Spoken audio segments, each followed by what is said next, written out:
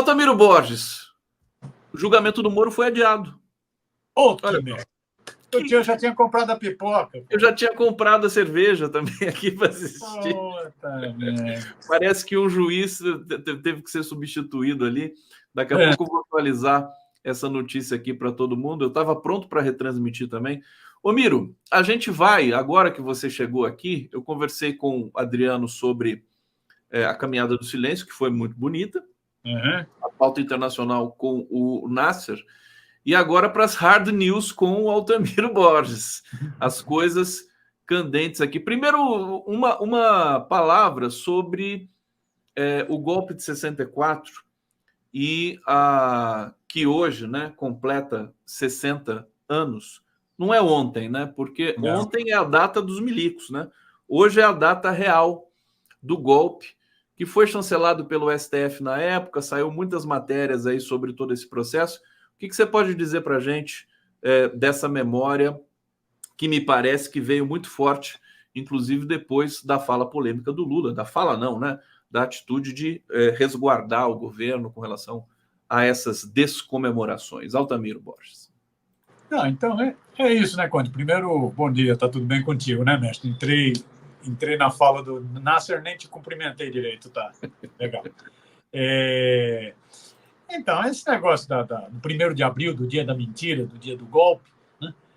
Diferente do que o Lula falou, é preciso remoer, e é muito importante que esteja ocorrendo, está tendo agora essa marcha, né, que faz o inverso da caminhada dos golpistas de Juiz de Fora para o Rio, saiu agora uma marcha, 3 ônibus, vans, estão fazendo o caminho inverso do Rio para Juiz de Fora, né, para lembrar o que foi o golpe militar, né, que instituiu uma ditadura sanguinária no Brasil, né, uma ditadura só de desgraça. Então é bom remoer, para não perder, não esquecer jamais, né? Porque como passaram muito pano para milico, eles voltaram a tentar um golpe agora, tentaram no ano passado, né? 2023, voltaram a tentar um golpe, né? Ali não era só o capetão Bolsonaro, o capetão era o chefe da Orcrim, da organização criminosa, mas era um grupo, e nesse grupo o principal eram militares, generais, Braga Neto, Augusto Heleno, generais, né?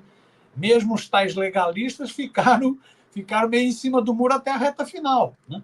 Então, é preciso relembrar, porque se não relembra, os milicos eles têm isso, eles acham que eles são poder moderador, eles acham que eles são um poder. E como diz o Flávio Dino agora como ministro do Supremo, milico não é poder. O poder no Brasil são 3 poderes, não tem poder militar. Milico é servidor, ponto, né? Se coloque no seu lugar. Mas os milicos se acham poder moderador.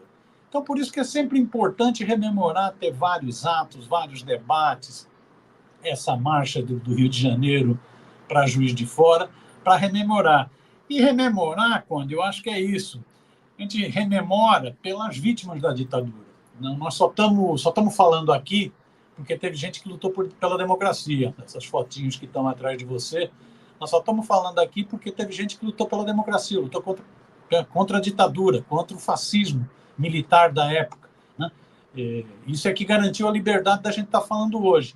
Então é bom a gente lembrar, para lembrar essas pessoas que lutaram, que foram presas, que foram torturadas, né? Que levaram choque elétrico, que foram para a cadeira do dragão, que foram para o pau de arara, não é isso? Que foram assassinadas, que até hoje estão desaparecidas, os corpos não foram entregues para os familiares, né? Eu estava vendo uma declaração da diva lá da Bahia, até hoje não foi entregue, né? Então é bom a gente lembrar essa turma que lutou contra a ditadura, os sindicalistas, as lideranças camponesas, as lideranças religiosas, setores corretos entre os próprios militares. Você teve mais de 6 mil militares presos pela ditadura militar, mais de 6 mil militares. É bom lembrar essas pessoas que lutaram pela democracia, né, para a gente ter liberdade hoje. Mas é bom lembrar da ditadura também, do que ela significou, além de tortura, morte, necropolítica, violência, sadismo, né, nojenta, né? Como diz Ulisses Guimarães, é preciso ter ódio e nojo da ditadura. Além de lembrar isso, é bom lembrar o que a ditadura fez do ponto de vista da economia brasileira, porque há muita mistificação. Achar que os milicos... Atrasou em 21 anos o desenvolvimento do Brasil. Exatamente. Achar que os milicos, um milagre econômico, foi tudo pujança, tudo. Foi nada. Foi nada. Os milicos encerraram o governo. O governo militar encerrou com uma inflação, Conde, de 242%. A inflação de 242%. Hoje ela está em 4,5% ao ano. Na época dos milicos era 242% de inflação. Você imagina o que é isso para o povo, para a mesa do povo, para a caristia, para a alimentação. Foi um desastre econômico o regime militar. O regime militar encerrou entregando o país totalmente endividado. A dívida da época do Jango para o final do regime militar cresceu 30 vezes. O país ficou pendurado na brocha. Era um país sob mando do FMI, do Fundo Monetário Internacional. Totalmente endividado, totalmente quebrado. Os militares foram totalmente incompetentes. Bando de incompetentes. Né? Depois daquele craque da logística do Pazuello, a gente entende. Né? Bando de incompetentes. Destruíram a economia brasileira. Paralisaram a economia brasileira. A distribuição de renda durante o regime militar piorou muito. Os 10% mais ricos, antes do regime militar, detinham 30 e poucos por cento da renda nacional. No final do regime militar, detinham mais de 50% da renda nacional. Por isso que os ricos gostavam tanto do regime militar. Então, é bom desmistificar. O regime militar foi uma desgraça do ponto de vista econômico, do ponto de vista social. Desgraça. Desgraça. O regime militar foi uma desgraça. É outro que precisa desmistificar. Porque fica essa aura de que milico é ético. A corrupção foi também desenfreada, né? Pois é, para quem viu os generais aí da época do Bolsonaro, sabe que essa história de milico é eco é a história de carochinha. É fictício isso é ficção, né? É fake news, né? É só ver os milicos no governo do Bolsonaro, as tretas que tem. Mas na época da ditadura foi pior, porque na época da ditadura não podia denunciar. Quem denunciava era preso. Era torturado, era morto, desaparecia. Na época da ditadura militar é só lembrar a farra das empreiteiras, tudo vinculado a milico. Tudo vinculado a milico, todas as empreiteiras. É só a gente lembrar da Transamazônica, Itaipu, Ferrovia do Oeste. Vixe Maria, tem um monte de ladruagem, Agora, mas não se tinha denúncia de corrupção. Lógico, era preso, era morto. Altamiro, é importante você estar falando isso aqui, porque assim, é uma lacuna na historiografia brasileira desvelar, né, essa tragédia econômica que foi a ditadura militar. Esse negócio do milagre econômico é uma questão do preço do petróleo internacional que respingou no Brasil, mas assim, foi um momento que o Brasil se favelizou. As favelas aumentaram intensamente. Quer dizer, o Brasil pode até ter crescido, mas o dinheiro foi todo para o topo da pirâmide. E para a base ficou cada vez mais pobre. É importante. Historiadores, diga. Eu tenho dado aqui, Conde, eu peguei, olha só, 1960, os 10% mais ricos no Brasil, no governo Goulart, 10% mais ricos no Brasil, o Brasil sempre foi injusto, tinham 38% da renda. E os 50% mais pobres tinham 17% da renda nacional. Isso em 60. Fim do regime militar, 1980, década de 80, anos 80. Os 10% mais ricos tinham 51% da renda nacional. Pulou de 38% para 51%. Os 10% tinham mais da metade da renda nacional. E já os mais pobres, que antes tinham 17%, caiu para 12%. Os pobres ficaram mais pobres e os ricos mais ricos. Foi isso que foi a ditadura militar. A ditadura militar serviu para os ricaços, serviu para os rentistas, teve crescimento econômico, tudo na base do endividamento. Pegava dinheiro, endividava, deixava o Brasil pendurado na brocha. Isso tinha muito interesse nos militares. Estados Unidos. São topeiras, né? Eles não entendem nada de nada. A gente viu no governo Bolsonaro. Agora, no regime militar, Delfim Neto e o vô do Campos Neto, né? Roberto Campos, que pilotaram a economia, né? E que tampouco, assim, como é que um ministro civil vai ter margem de atuação também ali. Mas se bem que eles foram também ruinzinhos, né, Altamiro? Sim, né? sim. Para ter esse resultado, né? Olha só, vamos para o bate-papo aqui. O Hussein Brasil está dizendo: Israel, mais um massacre de civis no hospital Al-Shifa. Hussein reclamou aqui que eu não botei esse comentário para o Nasser ler. Relaxa, Hussein, está em casa, meu querido. Depois eu mando para o Nasser aqui por e-mail. Rundfunk, estive em Kiev em 2012, falava em ucraniano, mas a maioria das pessoas respondia em russo. Achavam que eu era um galiciano caipira. Meu avô era ruteno. Esse Rundfunk aqui é demais, hein? Um abraço para você, querido. Obrigado pelo relato aqui. Pedro Antônio Cândido, Nasser e Miro se comunicam conosco sobre os assuntos acadêmicos em fala de pobre, linguagem em dia de semana. Parabéns, grandes mestres. Elogio aqui para vocês. O Pedrinho. Hussein Brasil, adiamento da desossada impedirá prefeitos de concorrer ao Senado no Paraná. Políticos do Executivo teriam de se desincompatibilizar 6 meses antes. Meu querido Hussein Brasil, vou aproveitar seu comentário para atualizar uma notícia aqui. Não foi adiado o julgamento do Moro, né? A informação não estava aqui correta. Eu fui pesquisar na CNN aí, mas eu vi que era um link antigo. Então, está permanecido aqui o julgamento do Moro hoje às 14 horas, com transmissão ao vivo aqui pelas nossas redes, tá, gente? O meu querido Altamiro, deixa eu trazer aqui. Eu quero trazer essa questão. Ou seja, já dá para pegar a pipoca de novo e a cerveja, é isso, né? Legal. É evidente, né? Já dá para fazer a festa de novo. O Enel, olha só isso aqui. Enel está despreparada para prestar serviço e pode perder a concessão. Quem está dizendo isso é o Alexandre Silveira, ministro da Minas e Energia. Tá uma festa em São Paulo aí, né? Até quando faz sol, acaba a energia, né? Ih, fez sol, acabou a energia elétrica. Pô, Altamiro, que vergonha a Enel, né? Uma vergonha mais vergonhosa do que essa? Pois é. O que chama atenção, né, Conde, é como a mídia dá pouca repercussão para esses apagões em São Paulo, né? É porque isso devia ser, ao invés de ficar falando dos acionistas da Petrobras, ficar gastando tempo em tempo, né, para falar dos dividendos extraordinários dos acionistas da Petrobras, a mídia deveria gastar mais tempo prestando serviço público, mostrando a desgraceira que essa empresa privada, nos dois sentidos da palavra, né, está causando ao povo paulista. É uma desgraceira, né? O centro de São Paulo, Copan, aquela região da República, sem luz. Prédio enorme, as pessoas têm que subir andares e andares.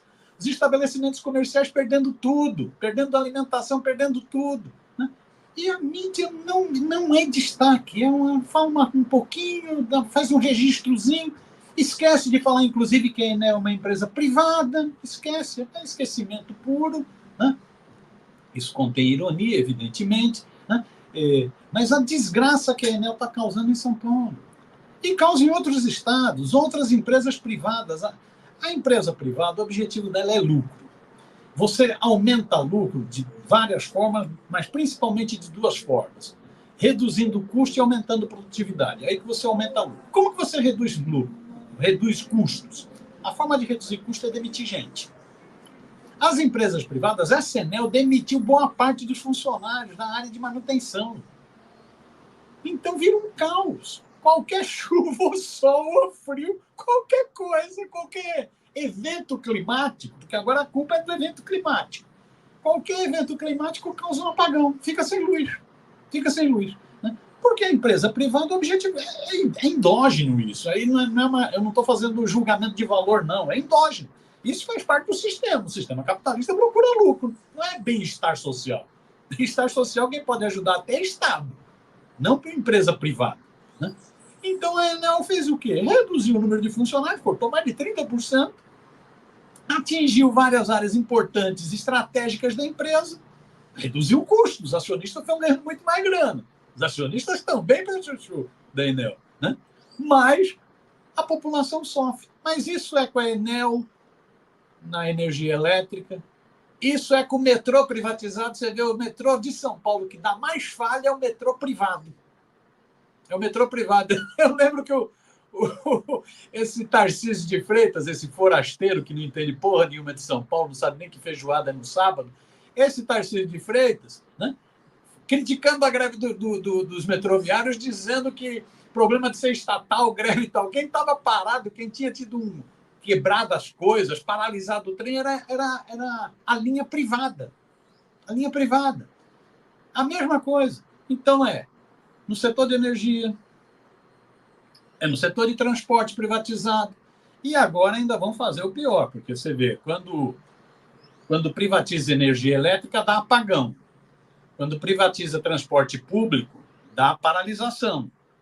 Quando privatiza esgoto e água, dá merda. Então, vão privatizar a Sabesp. Vão privatizar a Sabesp. Será que vão conseguir mesmo, depois de tudo isso aí? Aprovado, né? Está aprovado. Está indo para as câmaras municipais. Está aprovado. O jogo de pressão é violentíssimo. A mídia defende abertamente, porque a mídia é privatista, gosta de empresa privada. Não, aliás, desculpa de interromper, tem um artigo hoje no Estadão da Helena Landau. Ela está dizendo assim: os apagões enlouquecem as pessoas, mas solução não é estatizar. Ela diz que ela está lá, está firme ali. É a rainha da privatização. É a rainha, musa da privatização. Podia se chamar a rainha da sucata. A rainha da privatização na Landau, Tucaninha. Mas é uma loucura isso aqui. Ô Miro, deixa eu trazer mais algumas informações aqui para você comentar. Bom, está mantido o julgamento do Moro. Hoje começa às 14 horas, nós vamos transmitir aqui. E tem aqui uma hipótese de que o André Mendonça, saída de Moraes e entrada de Mendonça no TSE dão esperanças a Moro. Quer dizer, o Moro vai ser julgado no TRE do Paraná e depois vai para o TSE, né? Para chancelar a decisão, né? Então, Conde, é isso. O julgamento começa hoje, está previsto até dia 8, até segunda-feira que vem. Está previsto, talvez dê mais tempo. E está dado como certo, vamos ver de cabeça de juiz, a gente nunca sabe. Está dado como certo que o Moro vai ser cassado. Né? As peças jurídicas contra o Moro são muito fortes e são muito plurais, inclusive. Porque quem primeiro entrou com processo contra o Moro, acusando de abuso econômico e utilização irregular de meios de comunicação, foi o PL do Bolsonaro. Foi o PL do Bolsonaro. Né? Porque o candidato do PL do Bolsonaro a Senado ficou em segundo lugar e acusou o Moro de ter feito uma disputa assimétrica. Ele teve muito mais exposição midiática, teve muito mais grana do que ele.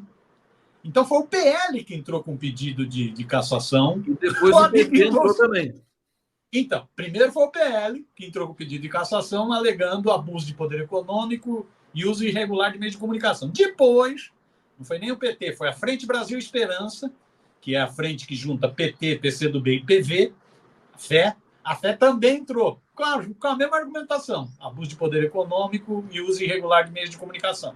O que o TRE do Paraná fez foi juntar. E a peça é muito consistente, porque é evidente que o Moro gastou muito mais, é evidente que o Moro teve muito mais exposição midiática, e aí fica o seguinte, foi uma concorrência desleal.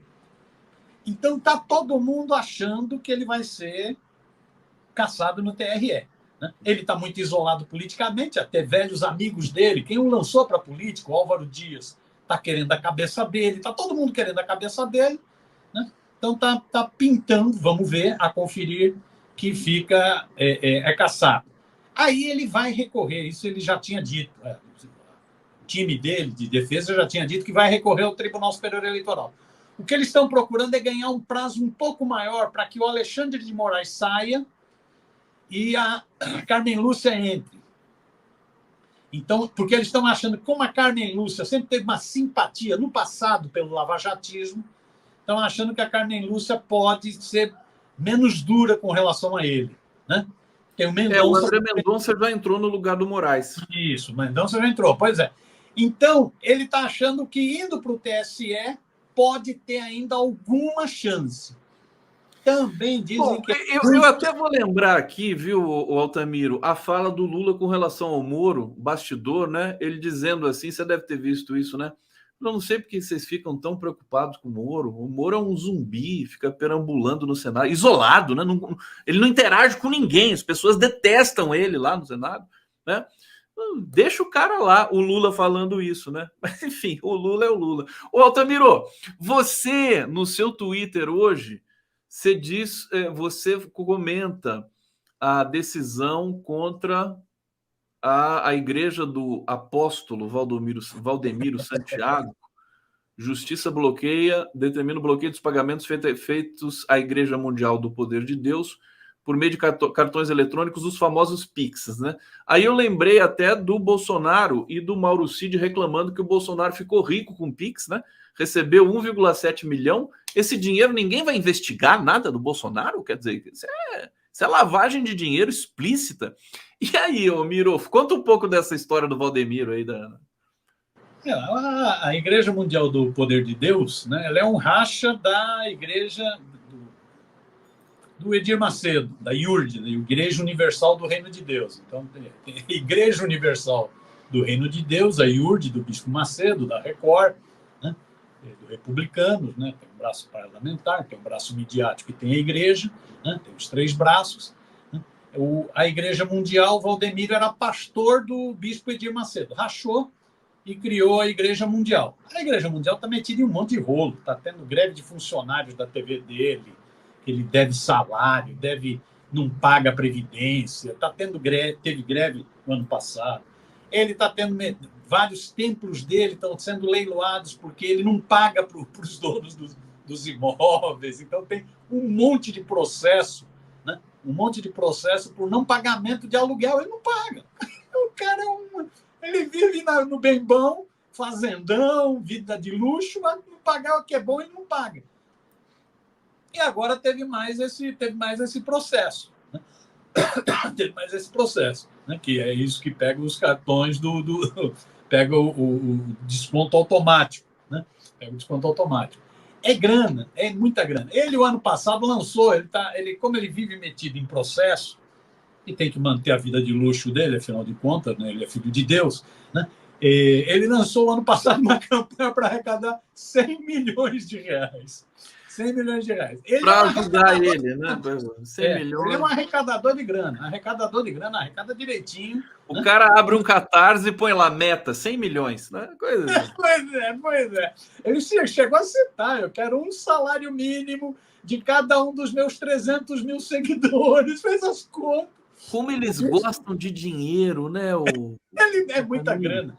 É muita grana que eu não estou com os números aqui, Conde, mas só de final de 22 a final de 23, ele arrecadou muito mais do que o Bolsonaro no Pix. É muito dinheiro. Você imagina como é que tá essa farra do Pix com esses malucos pastores, né? Inclusive o Malafaia, antes da gente terminar, deixa eu só trazer aqui o Sem Brasil, classe média e alta quietinhas engolindo blackout. Os ricos pagam gerador para não criticar a privatização. É mesmo, eles estão alugando gerador, virou a febre agora, né? Todo mundo tem um gerador. Edson Antunes, vocês acreditam no Tribunal Regional Eleitoral do Paraná para caçar o marreco? No campo da justiça, no Brasil, tudo é possível, verdade. Tudo é possível, mas parece que a cena não está favorável ao Moro, não.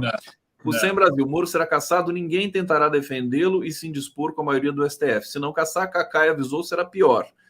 Será condenado rápido no STF. E ele ainda complementa aqui, urgente, Israel destruiu o consulado do Irã em Damasco, na Síria.